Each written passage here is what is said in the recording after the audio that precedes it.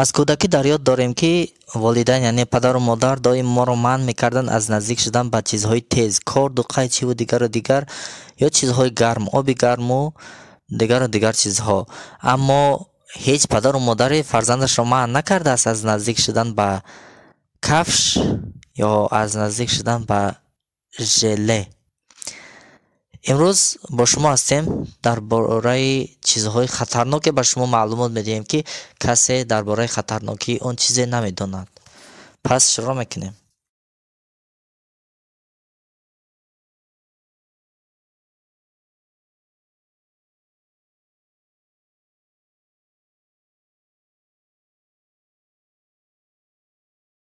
мусиқӣ. оре, шунидани мусиқӣ касеро ба марг нарасондааст, аммо садои баландтар аз 185 dB боис мешавад ки барагҳои хунгарди гӯшт фишор оянд ва онҳо баста шаванд. дуруст, 185 dB бисёр воҳиди баланд аст. бояд гуфт ки садои мотори ҳавопаймо ҳангоми парвоз ба 150 dB баробар аст. Аммо ба ҳар ҳол, гӯш кардани мусиқӣ бо овози баланд ба гӯш зарар дорад ва шуниданашро мо ба шумо тавсия намедиҳем.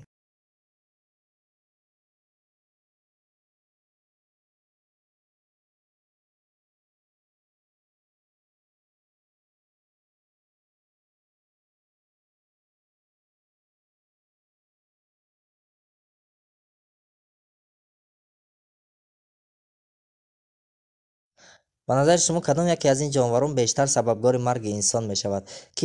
Китҳо одатан солона то 10 нафарро аз байн мебаранд. Шерҳо одатан сабабгори марги 100 нафар дар сол мешаванд.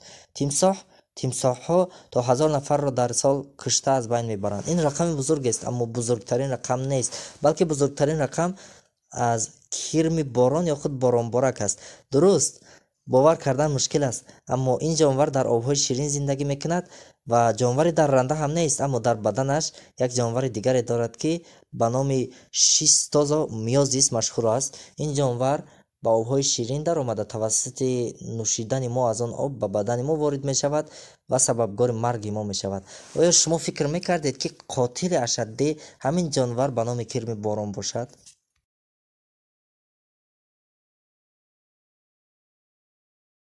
ҳамаи мо шумо медонем ки агар об кам нӯшида шавад барои саломатии мо зарар дорад. Аммо оё медонед ки агар об аз ҳад зиёд нӯшида шавад, аъзоёни бадан барои таҳлили кардани он фурсат намекунанд. об асосан таъминкунандаи намак ва витаминҳо дар бадани мост, аммо агар аз ҳад зиёд нӯшида шавад, таҳлили он мушкил мешавад ва хун аз об пур мешавад. ба ҳамин хотир бояд мо ба ҳисоби миёна дар як рӯз на зиёда аз 7 литр об нӯшем ва ҳамаи онро ҳамзамон не, балки дар як соат аз 1.5 литр об нӯшидан барои саломатии мо зарари ҷиддӣ дорад.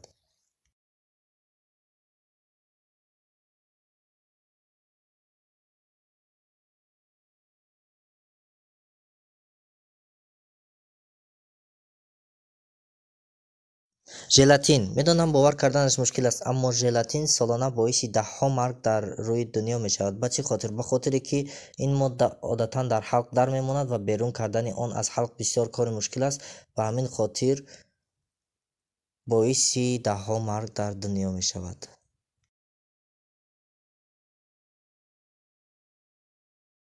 мева. дуруст аст ки мева барои саломатии инсон фоидаи зиёд дорад, аммо мева на донааш. исбот шудааст ки истифода аз 1.5 куб донаи себ боис мешавад ки инсон ба марг рафта расад. меваи дигаре ки зарарнок аст, албатта донааш, ин гелос аст ва гелос низ истеъмоли аз ҳад зиёдаш боис мешавад ки бадани инсон аз оксиген холӣ шавад. аммо ин ҳам ба миқдори зиёдаш ва агар донае рафту нохост ба ҳалқи шумо ворид шуд, зараре надорад.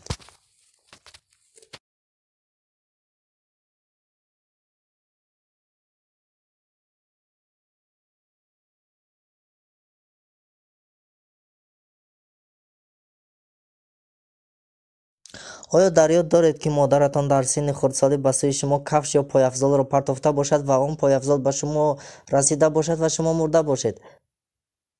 қатъан ки чунин коре нашудааст, аммо кафш ва пойафзол солона боис мешаванд ки то 200 инсон ба бемории пой, варами пой, захми пой, шикастани пой ҳатто дучор шаванд. ва 4 сол пеш дар яке аз кӯҳҳои Калифорния як духтаре ба хотири фишори кафши пой аз он кӯҳ афтид ва вафот кард.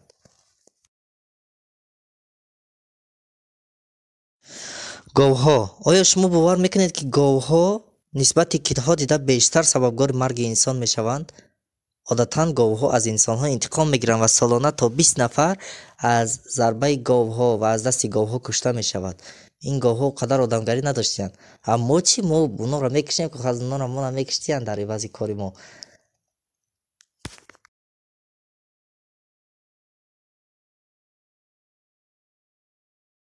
ҷавзи ҳиндӣ ё худ амба. ин мева солона боиси 100 марг дар ҷаҳон мешавад. ин мева аслан заҳрнок нест, аммо дарахти он 30 метр баланд аст. вақте мева аз ин миқдор баландӣ раҳо мешавад ва ба сӯи замин ҳаракат мекунад, суръати он ҳангоми афтидан ба 85 км/соат баробар мешавад. яъне вақте бо ин суръат ба сари инсон ё ба замин бархӯрад, монанди 1 тонн зарба аст.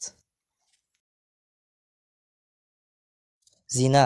одатан ҳар яке мо дар ҳаёти худ лағзидан аз зина ё пешпо хӯрдан дар зинаро таҷриба кардаем ва 4 сол пеш 3 миллион ҳодисаи зина ба қайд гирифта шудааст ва ҳар яке мо дар ҳаёти худ агар 4 то 2 яъне 2222 зина баромада бошем, ҳадди ақал як бор лағзишро ҳис кардаем ва тасаввур кунед ки агар аз 3 то 4 миллион зина баромада бошем, ҳатман дар яке аз онҳо хоҳем мурд. худованд моро ҳифз кунад.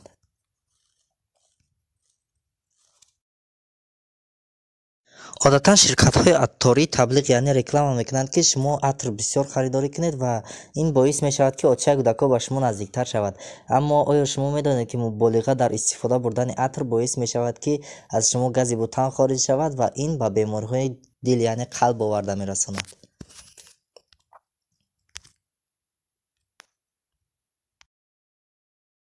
ин буд мавридҳои имрӯза. То мавридҳои дигар, худованд ёру нигаҳбонатон.